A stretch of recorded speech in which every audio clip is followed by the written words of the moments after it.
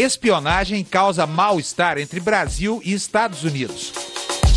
A presidente e empresas brasileiras, entre elas a Petrobras, podem ter sido o alvo. O caso ganhou novas proporções. O encontro, que aconteceria em Washington no final de outubro entre a presidente Dilma e o presidente Obama, foi adiado.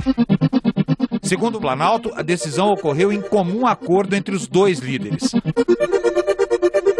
As denúncias partiram de documentos secretos do ex-agente da NSA, a Agência de Segurança Nacional dos Estados Unidos, Edward Snowden. Elas foram divulgadas aqui no Brasil pelo blogueiro americano Glenn Greenwald. Em nota, a presidente Dilma considera grave e um atentado à soberania nacional a interceptação de comunicações e dados. Porta-voz da Casa Branca, Jay Carney, disse que Obama está trabalhando pelos canais diplomáticos para superar essa questão. Dilma conversou com Obama por telefone. O presidente americano prometeu uma revisão nos procedimentos da NSA.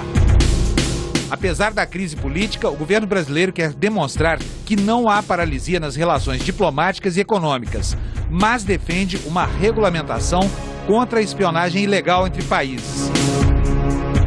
Esse deverá ser um dos principais temas do discurso da presidente na abertura da Assembleia Geral da ONU nesta semana em Nova York. Para falar sobre interceptação de dados, grampos telefônicos e invasão de sistemas, o Canal Livre recebe hoje Vladimir Brito. Ele é agente da Polícia Federal e tem larga experiência em trabalhos de inteligência estratégica e espionagem internacional.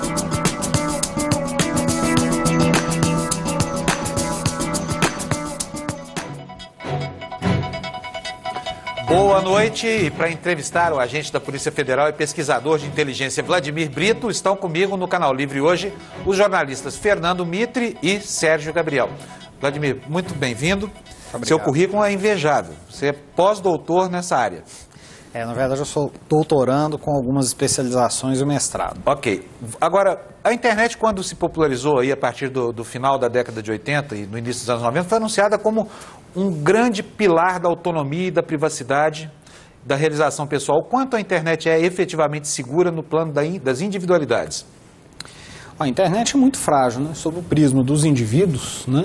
As tecnologias que são utilizadas no dia a dia, seja redes como wireless e assim por diante, os smartphones, tem uma série de fragilidades que tanto existem que são exploradas pela criminalidade, né? Então, obviamente, você tem que ter tecnologias para garantir essa segurança e assim por diante. Os bancos, por exemplo, já tem há alguns anos, a Fenaban divulga, eles têm mais incidentes virtuais do que assaltos físicos, por exemplo, né? Quer dizer, quem tem vida digital não tem privacidade garantida. Essa que é a questão, né, doutor? Tem que se preocupar bastante, inclusive com os dados que você fornece e que você disponibiliza em redes sociais, porque muitas vezes eles estão mapeando o que é a sua vida, a sua rotina, quem é a sua família, né? Agora, quando se fala desse gigante, que é essa agência americana, a NSA, que espiona tudo que ela quer, inclusive a vida pessoal, né, do cidadão, nos Estados Unidos eles tiveram problema, porque lá teve uma reação.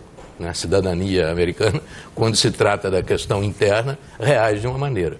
Agora, quando se trata dessa guerra internacional de informações, esse monstro eficiente que é a NSA leva uma vantagem desgraçada sobre todo mundo. Eu fico imaginando que condições nós teríamos de resistir a isso. O senhor acha que nós demos já algum passo no sentido de nos proteger? Na verdade, são três questões, né, que você colocou. Em relação à questão da internet, ela foi uma estrutura criada pelo governo norte-americano, né? Por exemplo, o TCP/IP, que é o principal protocolo da internet, foi disponibilizado pelo Ministério da Defesa. Depois de milhões de dólares em pesquisa, imagina uma instituição dizendo, não, tome para vocês podem usar. Então, eles dentro dela, como isso dono, só né? para explicar, TCP/IP é um protocolo que dá o endereço na rede de cada computador do mundo, não é isso? Exatamente. Então, existe uma hegemonia norte-americana, porque por trás da internet você tem comércio global, você tem a língua inglesa, você tem softwares e toda uma infraestrutura para a gestão da internet, é feita toda a partir dos Estados Unidos. Os 13 servidores raiz, que é quem nomeia, né, quando você tem um site com o nome qualquerband.com.br, ele tem que fazer uma referência no servidor raiz desse. Então, o servidor te permite mapear a rede inteira e, em tese, desconectar regiões do mundo, né? Se você dizer, agora ninguém vai acessar os sites dessa determinada região, tecnologicamente pode ser possível. E o controlador da rede, só para o exatamente. E esse, são os Estados Unidos. O controlador da rede, em grande parte, embora você tenha organismos multilaterais, de fato, em grande parte. Não só por causa dessa questão política. Os softwares que nós utilizamos todos, grande parte deles também são produzidos nos Estados Unidos. E as agências de inteligência e defesa, como é o caso da NSA lá, ao contrário daqui, elas são os grandes financiadores, né, dessas pesquisas na área de defesa. A indústria de defesa norte-americana é monstruosa, né? Vídeo Eisenhower lá é a denúncia dele do ponto de vista do peso e dos interesses da indústria de defesa. A NSA, por exemplo, trabalha com o horizonte de estar 5 anos tecnologicamente à frente do estado da arte em tecnologia da informação. Ela tem dinheiro, né, para investir em empresas, tem empresas startups, como é o caso da Inquitel, da CIA, que financiam projetos, por exemplo, inteligência, mapas, né, inteligência de imagens, georreferenciamento, assim por diante, depois repasso iniciativa privada. Isso tudo é feito com interesse tecnológico. Então, essa hegemonia na rede, né, há poucos dias atrás, o New York Times disponibilizou um arquivo, que foi também divulgado pelo Snowden, mostrando supostamente o orçamento da NSA só para poder financiar empresas de criptografia, em que ela compraria a tecnologia das empresas, permitiria que elas continuassem vendendo, né, a sua tecnologia como segura para o restante do mundo, mas ela teria portas para poder acessar o conteúdo daquilo que está criptografado. É como se eu comprasse a senha. Só para o telespectador entender, a criptografia, na verdade, é onde estão os segredos, né? Criptografia são instrumentos que você tem para baralhar, né? Então vamos imaginar que eu tenho uma carta, eu tenho uma chave que baralha aqueles dados em zeros e uns, em dígitos, né, em bytes, e depois só quem tem a outra chave consegue desembaralhar para poder entender. Então, teoricamente, se alguém interceptar a minha comunicação, não vai entender nada, porque vai ver zeros e uns ali, não vai ter sentido. Quer dizer, hoje eu compro essa criptografia, mas o Estado americano já sabe como desvendar esse código. Ao que tudo indica, né, por esse documento, e por se saber que o grande papel da NSA, além de interceptar, é decriptar, né, que é onde está a informação mais valiosa, o que tudo indica é o seguinte: vários softwares podem ter passado por isso. E aí a pergunta: como eu sei o qual é de confiança e qual não é de confiança? Como? Difícil, porque uma vez que o software é compilado, né, o software, enquanto o programador está mexendo, a programação é a linguagem que o ser humano entende, né, que você tem variáveis lógicas, mas que o ser humano entende. No momento que você apertou o botãozinho no programa e compilou aquele dado, ele vira só bits, zeros e uns, você não consegue mais compreender o que está lá dentro.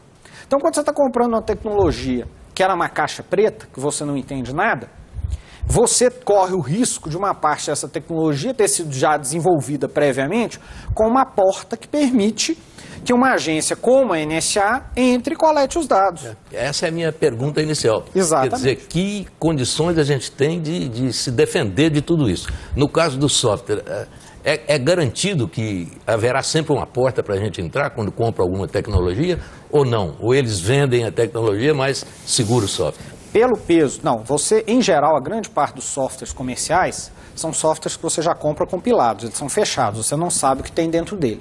Existem alguns softwares, que alguns inclusive são softwares livres, mas nem todos, são comercializados pela iniciativa privada também, que você entende o que está lá dentro, porque o software você compila ele. O que é importante? Eu não estou aqui preconizando, então agora nós vamos abandonar todos os softwares produtivos que a gente tem que vieram dos Estados Unidos ou de outro país qualquer vinculado a eles, nós não vamos comprar, não é isso não. Mas tem alguns lugares, nós vamos entender o que é fato. Fato é, a princípio, a NSA compra softwares de criptografia e intervém sobre vários outros, porque ela tem um peso econômico muito grande, ela e o Departamento de Defesa norte-americana, sobre essa indústria de TI. O computador foi criado da disputa da Guerra Fria e da área de inteligência. Então, vamos imaginar que eu sou do setor de desenvolvimento de tecnologia da Petrobras, eu estou desenvolvendo toda a nossa bagagem, o background lá de prospecção em águas profundas. Né? 20 ou 30 anos de pesquisa, bilhões e bilhões de dólares, né, envolvidos nisso. E uma grande vantagem comercial para a Petrobras, vide inclusive o próprio pré-sal, que foi possível por causa disso. Eu posso me dar o luxo de colocar essas informações num local, sabedor disso, colocar essas informações no lugar que elas possam ser acessadas? Muito provavelmente não. E o que eu faço? Aí entra a jornada, que na minha opinião não vão ser respostas rápidas, né? Nós estamos num paradigma tal qual os americanos quando acordaram com os russos no espaço, né? Nos acordamos e o mundo girou e está à frente. Nós temos que ter um projeto aqui que envolve não só a tecnologia, como a própria organização da atividade de inteligência no país. Então o governo tem que sentar e tem que começar a pensar quais são as áreas que eu preciso proteger a informação.